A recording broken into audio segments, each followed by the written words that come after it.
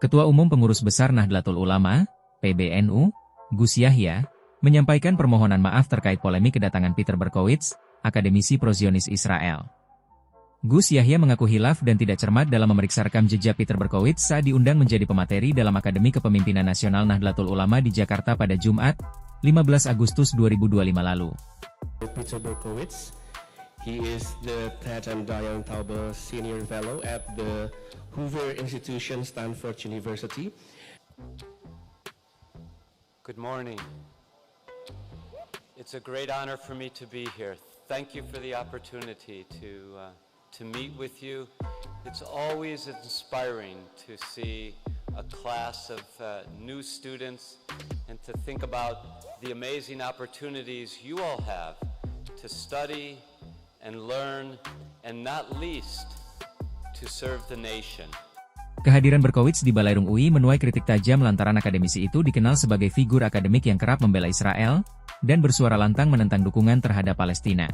Kebetulan saya alumni UI dan terus terang saya termasuk orang yang malu ketika UI itu mendatangkan seorang Peter Berkowitz. Ya. Usut punya usut, yang mengusulkan nama Peter Berkowitz itu ternyata Gus Yahya sebagai Ketua Majelis Wali Amanah.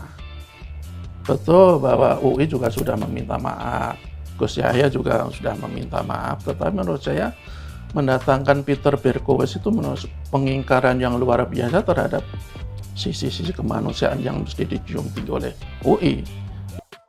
Dia pernah menulis buku yang isinya membela Israel terhadap berbagai kritik hukum internasional, seperti Goldstone Report dan insiden flotila Gaza.